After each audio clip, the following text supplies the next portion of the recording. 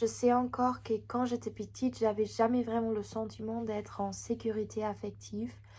Et parce qu'à mon intérieur, je n'ai pas ressenti cette paix, cette sécurité. J'ai tout le temps essayé de créer cette sécurité affective à l'extérieur. J'ai tout le temps essayé que les autres se sentent à l'aise et que les autres sont contents.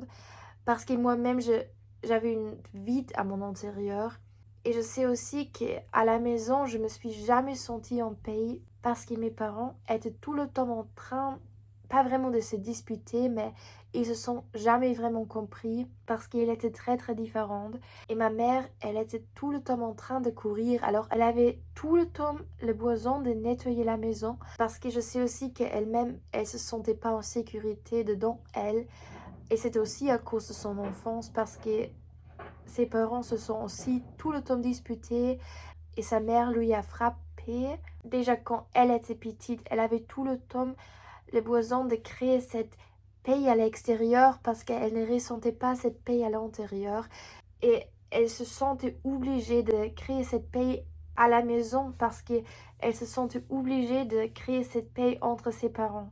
Moi, j'avais la même chose que ce sentiment de paix me manquait à l'intérieur et que j'ai essayé de le créer à l'extérieur. Mais quand je me souviens à mon enfance, ma mère, elle était tout le temps juste en train de courir. Elle était tout le temps en train de nettoyer la maison. Elle, elle n'était jamais assise parce qu'elle avait même peur d'être assise. Elle avait le besoin de courir pour ne pas se sentir tellement vide, pour essayer de fuir cette vide à l'intérieur. Et mon père, il était un peu le contraire de ma mère, alors que moi, je le suis quelquefois aussi. Il était toujours une extrémiste. Il était toute la journée sur le travail.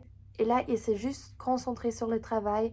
Et quand il rentrait à la maison, il ne faisait plus rien. Il s'est juste allongé sur le canapé. Il a regardé la télévision.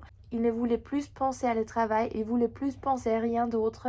Il voulait plus rien faire. Alors, pas important ce que mon père a fait dans sa vie, c'était toujours dans une forme extrémiste. Quand il a fait des régimes, c'était toujours dans une forme extrémiste. Il a plus rien mangé et il a toujours pensé en noir ou blanche. C'était quelque chose que moi aussi j'avais pendant très longtemps, mais je suis encore en train d'y travailler. Mais c'est un autre sujet. Mais comme je l'ai déjà dit, mes parents, ils se sont jamais vraiment compris. Et c'était très souvent qu'ils se sont vraiment fort disputés. Mais après, personne n'en a parlé. Et même si on a habité ensemble, c'était quelquefois qu'ils n'ont pas parlé l'une avec l'autre pendant des semaines. Il y avait un silence énorme à la maison, mais avec une tension énorme derrière ce silence. Et mes parents, ils ne se sont même pas regardés. Et je sais encore que quand on était à la table et on a mangé quelque chose, ils ont juste parlé avec nous, mais alors avec moi et ma sœur, mais pas entre eux. Et je sais aussi que ma sœur, elle a un autre traumatisme de ça, parce que dès qu'elle est petite, elle adore les disputes, parce que pendant son enfance, elle a toujours reçu l'attention de ma mère quand mes parents se sont disputés. Alors ma sœur a appris dès qu'elle était petite que les disputes étaient quelque chose de bien, parce que c'était toujours grâce à les disputes entre mes parents qu'elle a reçu de l'attention de ma mère. Et c'est même aujourd'hui qu'elle adore de parler mal de mon père, elle adore de parler mal des personnes derrière leur dos, parce que c'est là qu'elle a appris qu'elle va obtenir l'attention. C'est une façon pour lui de connecter avec les gens, de parler mal des autres. Et je sais que ça semble un peu bizarre quand j'en parle comme ça, mais je ne veux pas le dire en jugeant ma sœur. Je veux juste dire que c'est quelque chose qu'elle a appris. Et je sais aussi encore que quand mes parents se sont disputés, personne n'a parlé à moi parce que moi j'étais encore petite et ma sœur a 10 années plus que moi. Mais pour moi, c'était toujours que je remarquais qu'il y avait ce silence à la maison. Et pour moi, c'était plutôt que j'ai appris dès que j'étais petite qu'on ne peut pas parler des problèmes. Parce que personne m'a parlé des problèmes dès que j'étais petite. Ma mère a évité de m'en parler quand mes parents se sont divorcés la première fois. Je sais encore que ma mère était assise devant moi et elle a pleuré. Et là, je lui demandais pourquoi elle pleure. J'avais 6 ans ou quelque chose comme ça. Et elle m'a regardée et elle m'a tourné le dos et elle a dit que rien n'était. Et j'ai pas du tout compris quand j'étais petite parce que énormément ressenti que ma mère n'était pas authentique. Et c'était dans beaucoup d'instants comme ça que j'ai appris qu'on ne peut pas parler des problèmes et que c'était trop d'en parler. Et dès que j'étais petite, j'avais beaucoup d'anxiété, j'avais beaucoup de peur et je n'en parlais à personne parce que j'ai appris qu'on ne peut pas en parler. Et dès que j'étais petite, j'avais vraiment peur de la fugacité. Et ça s'est montré énormément dans beaucoup de choses. Par exemple, j'avais peur des anciens livres. J'avais vraiment peur. Quelquefois, ma mère m'a donné les anciens livres de ma sœur. Et je sais encore qu'il était dans ma pièce, ces livres. Et j'avais tellement peur même de les regarder parce que pour moi, ce livre était déjà morte. J'avais 6 ans ou quelque chose et ce livre était déjà dans ma pièce parce que ma mère voulait que je le lis quand je vais grandir. Mais j'avais tellement peur aussi des anciens films parce que ce que je ressentais à mon intérieur, c'était que la personne qui a écrit ce livre, elle était plus la même aujourd'hui, que le temps était déjà différent et j'avais vraiment l'impression que quand le temps avance, la vie s'en va des anciens trucs parce qu'à l'époque où les livres étaient écrits, là la vie était encore dans ce livre. Mais quand le temps a avancé et les personnes ont changé qui ont écrit ce livre, la vie n'était plus dans ce livre et la vie s'en va déjà. Maintenant, ce livre est vide, alors vide de vie et mort à une façon. Pour moi, c'était vraiment quelque chose qui m'a fait tellement peur. Je voulais pas voir ces anciens trucs, je voulais pas voir ces anciens livres. Aussi avec les films, pour moi, les personnes qui ont joué dans ces anciens films, ils étaient plus les mêmes. Pour moi, c'était quelque chose qui était déjà mort. La vie n'était plus là-dedans, plus dans ces trucs. Je voulais toujours être actuelle. Je voulais juste voir des films qui étaient actuels. Je voulais utiliser des trucs qui étaient actuels parce que dès que j'étais petite, j'avais peur de la fugacité et aussi pendant toute mon enfance, j'avais tellement peur de grandir, j'avais peur de âger parce que j'avais tellement peur de ne pouvoir plus jouer parce que je savais dès que j'étais petite qu'à une fois je vais plus pouvoir jouer, c'était tout pour moi. Je sais encore que j'ai adoré bricoler des maisons pour mes figures Playmobil. C'était tout que je faisais toute la journée, c'était juste de bricoler des maisons. Mais un truc très bizarre était toujours que tout le meuble dans les maisons que je bricolais, je devais les coller. Il devait être collé dans la maison. Et je tout collais dans cette maison qui appartenait à cette maison. C'est aussi quand j'avais une maison de Playmobil. Je devais tout coller, tous les meubles. Parce que sinon, j'avais tellement peur que c'était pas complète. J'avais peur de complétude. Je crois que j'ai vraiment pas senti cette complétude à mon intérieur et c'était pourquoi je voulais forcer de l'avoir à l'extérieur quand j'étais petite. Je voulais que tout dans ma pièce soit collé. J'ai vraiment presque tout collé à mes murs parce que je voulais que ça reste. Parce que j'avais tellement peur de la fugacité et de la complétude et ça devait être complète sinon j'avais trop peur que ça s'en va. Je sais aussi encore que quand je suis venue à l'école, là il y avait une fille et j'avais tellement peur de déplaire et je me suis toujours sentie obligée de créer le pays à l'extérieur et je voulais que tous les autres ils sont contents parce que je n'ai pas eu ce sentiment de paix à mon intérieur, pas à ma maison, alors je voulais les créer à l'extérieur et je voulais que les autres se sentent à l'aise, se sentent en pays. Et là il y avait cette fille et dès que je suis allée à l'école, elle voulait qu'on soit meilleure amie et elle voulait que je sois sa seule amie. Et moi, j'avais tellement peur de déplaire à elle que je lui dis « D'accord, tu vas être mon seul ami ». Et j'osais plus de parler avec des autres gens, des autres filles, des autres enfants de ma classe parce que j'avais tellement peur de elle, parce que j'avais tellement peur de déplaire. Et elle a tout le journée demandé si elle peut venir chez moi.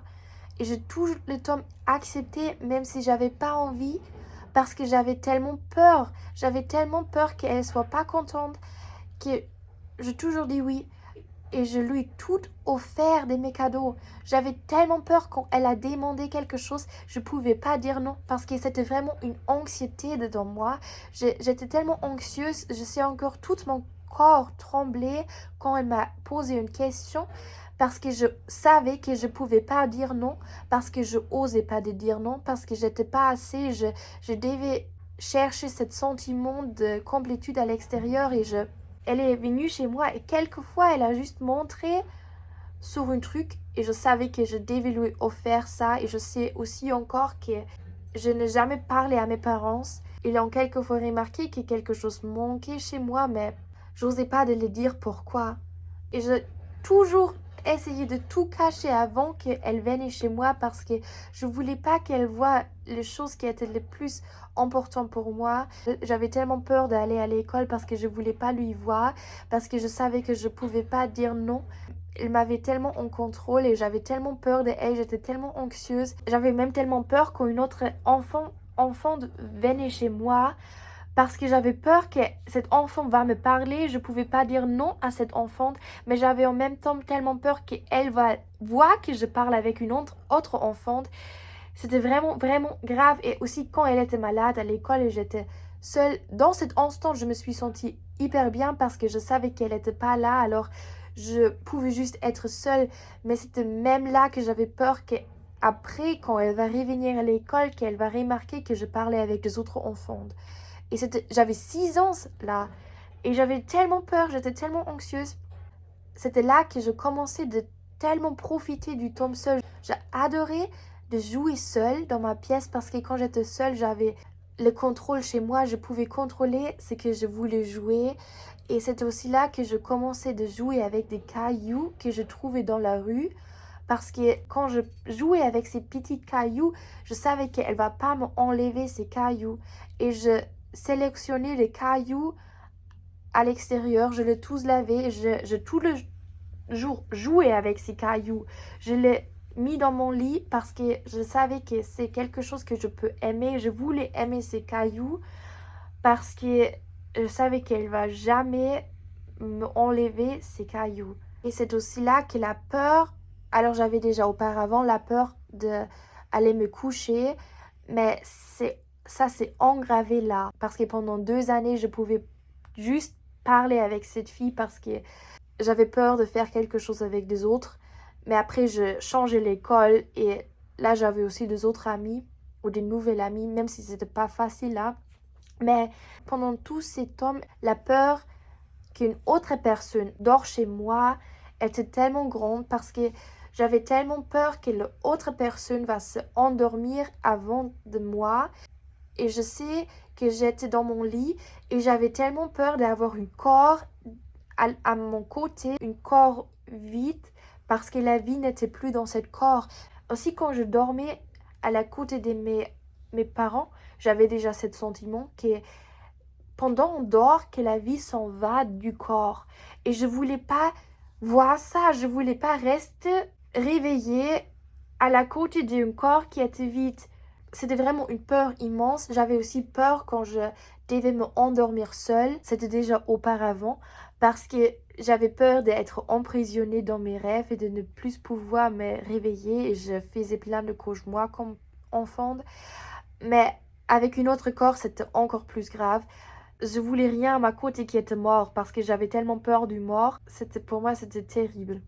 Mais la peur de la fugacité se engravait au courant de ma vie. Quand j'étais encore plus petite, je pouvais encore jouer des scènes avec mes figures Playmobil sans avoir peur que la scène s'en va.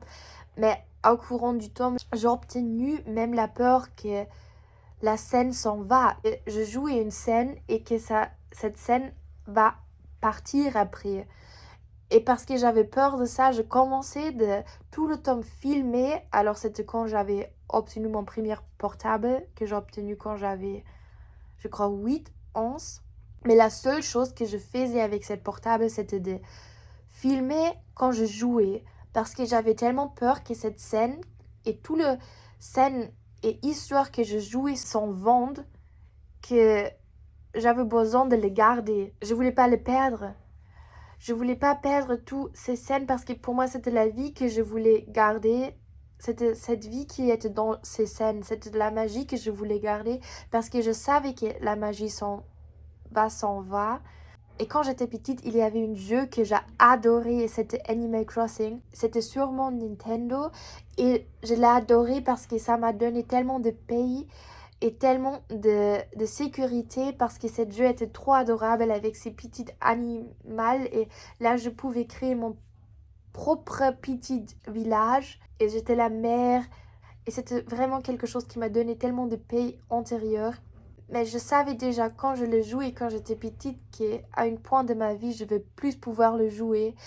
En général, je vais plus pouvoir jouer et c'était quelque chose qui m'a tellement fait peur. Et maintenant, je peux même plus jouer ce jeu parce que j'ai toujours ce sentiment que ça se sent vite. Et j'ai aussi le sentiment que la vie n'est plus dans ce jeu, que la vie est déjà quelque d'autre et que ça me rend plutôt triste. Quand je le joue, je vois cette petite enfant qui a tellement de peur et là, tout était encore tellement vivant. Et c'était encore plein vie dans ce jeu, mais maintenant, la vie n'est plus là. La vie n'est plus dans ce jeu. Et je sais que ça semble très bizarre, mais c'est toujours le cas pour moi. Et jouer, c'était vraiment tout pour moi parce que je parlais de mes problèmes.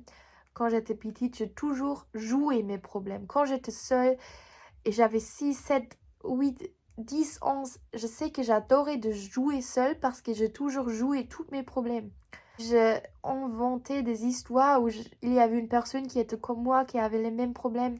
Et c'est aussi pourquoi j'avais tellement peur d'âger et de grandir. Et j'ai même écrit dans mes journaux que quand je vais encore âger et grandir, je vais me tuer parce que je veux rester cet enfant. Quand les autres ont arrêté de jouer, je n'ai pas compris, ça m'a fait tellement du peur qu'ils l'ont arrêté. Je n'ai pas compris comment ils puissent mettre toute cette magie maintenant dans le fait de s'acheter des vêtements, de traîner avec des groupes et d'avoir une statue à l'extérieur. Parce que moi, j'ai pas du tout trouvé le réconfort dans le vêtement, dans les possessions. Je voulais jouer, je voulais avoir mes histoires.